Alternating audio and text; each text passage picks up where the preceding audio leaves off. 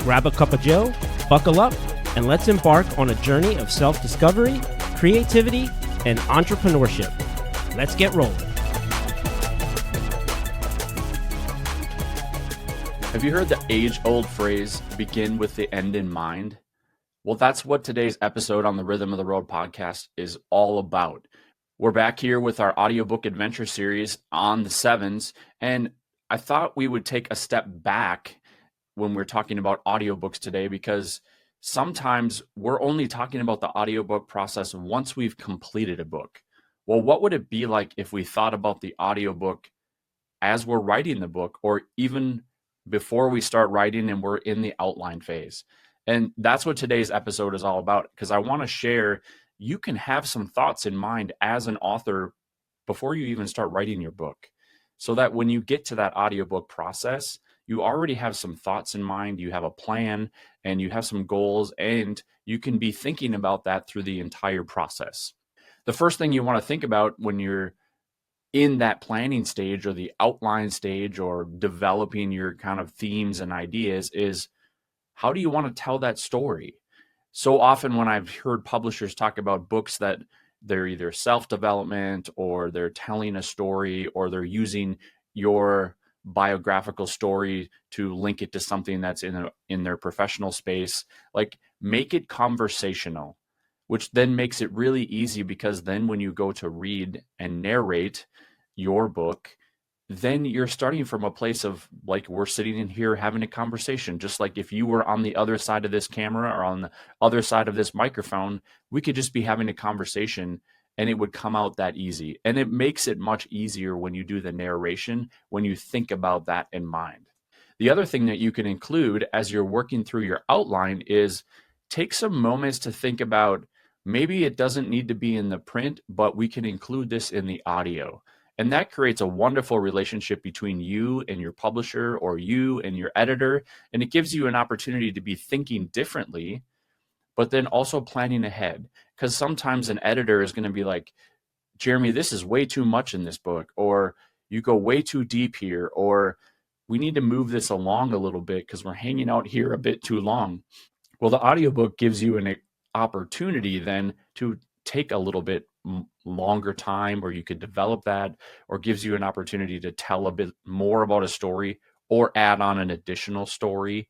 And you just make note of that and then bring that when you are recording the audiobook, so that you make sure that you still are honoring that part of your story, and that the listener then is getting something way more impactful and more valuable than what the book reader would be. Because remember, those can be two completely different audiences, and yet you don't want to miss either one of them. The other thing is, as you're going through that, is think about, how might you want to tie these chapters together? How might you want to tie these sections together? You might not be able to get that complete idea or that complete connective thought in the print version or the ebook version. So the audiobook gives you an opportunity to say, I want to connect these two chapters, but unless I'm having a conversation with somebody or they can hear me audibly telling them, it might be hard for them to draw the conclusions or make the connections from chapter to chapter or section to section that you envisioned as you were writing it, because that's your goal as an author, is for the reader or the listener to fully encapsulate what you're trying to convey them, whether it's a message or whether it's your story or how impactful it is, or to have an emotional moment. However you're choosing to approach your book, you need to be able to give them that additional opportunity to arrive there. And when I was working with my publisher, she also encouraged me to say, let the reader or let the listener fill in their own gaps. You don't have to tell them everything. So you might want to pick and choose what some of those things are. However, give them as much as you think that they need to be successful in that process of learning or enjoying or encapsulating or whatever journey you're trying to take them on. Because regardless of the type of book that you're writing, this works for all of them. Something else you might want to consider is, though I am the biggest proponent of you tell your story like no one else, might you be thinking about who else could narrate this book? Or do I want to have a partner in this or a collaborator in this? Recently, I got asked to narrate someone's book because I narrated his first book. And he said, yes, I understand, Jeremy, that you think that it is best for the author to read it. However, for consistency for his audience, he goes, I want to keep your voice as the main voice. And then we included other parts where he has an opportunity to kind of do a Q&A, so to speak, at the end of each chapter where I actually ask the questions. And yes, they're pre-recorded so he can pre-think about them. And then he sends me audio versions of him answering those questions. And then we just insert them into the book when they behind each chapter. And then it becomes an additional chapter all the way through the book. So think about that. And you can be making these plans or having these thoughts all the way back in the outline phase. The other thing, and the last thing I encourage you to do is when you're in the writing and editing process, because most editors and most publishers are going to tell you, which they should, is you shouldn't be editing while you're writing. You should just write, and then you should just edit. Well, I'm telling you from the audiobook perspective, once you're going to get that far down the road, is during both of those time periods or both of those moments in the process, be thinking about what additional things you might want to add or how you might want to think about them differently when you get to the audiobook. Do you want to just narrate it? Do you want to give it some sort of different life or personality? And really, that's going to depend on you. How is your personality? Someone like me that's a little more soft-spoken, not super high energy or overly dynamic, although we want to try to be as dynamic to deliver that message as much as possible. We need to be thinking about that. And as you're moving through that, you're going to add things, you're going to take things away, but leave everything there until you get to the beginning of that process, or you're working with a producer, or you're thinking through that audiobook and how you want to deliver that message differently. Because again, those are two different audiences.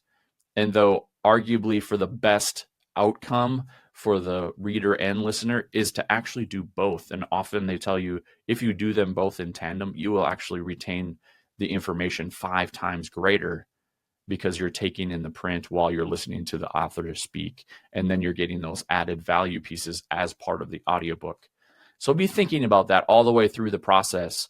And though most of the time when folks are coming to me to record their audiobook, they're much farther down the line. They're maybe a month or two before the book is going to go to print and published, whether it's the ebook version and the print version. And we're not coming into play until much later in the game. However, I encourage you as an author, if you're thinking about your book and your message and what you're going to go to next, be thinking about it on the front end.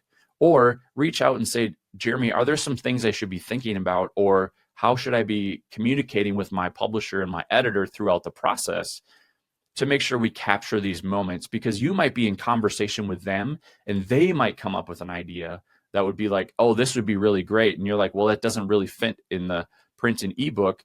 That would be really great for the audiobook. Make sure you're capturing those things and taking notes of those things so that when you're meeting with your professional that's working with you on your audiobook, that you already have some ideas. Now, I'm always coming up with those ideas with authors and helping them think through that. But if you come with a list already to start from, that gives me an idea of how do we want to even make it better? Because that's my job. I want to take what you're bringing and bring it to a new level. And if you're bringing more ideas already, it allows us to go one bit higher. So be thinking about it from all the way from the beginning, all the way through the audiobook process. Soon as you start your idea, soon as you start your outline, be thinking about moments throughout that process that you can be thinking about what is coming next. And you don't have to deliver your audiobook at the same time you deliver your print and ebook, right? Many of the book launch processes are all about that bestseller space on Amazon, or if you're going for a New York Times bestseller, you're really about the print and ebook. And then the audiobook, it becomes that added value. And sometimes having it 30, 60, 90 days after that initial launch gives you a resurgence of launch and a resurgence of revenue on your print and ebooks, because people are like, oh, you have the audiobook. Oh, I need to go buy the print book because what I hear here, sometimes I want to go back and take notes. That's what I do. Often I will take in a book on Audible and then I'll be like, I need to go buy that print book. And vice versa. Often I will get a print book because I have lots of friends who are always recommending books in my social media feeds. And so I'll buy the books, but then once I read the book, I'm like, oh, I wonder what more I can gain from the audiobook. So I'm using it from both directions.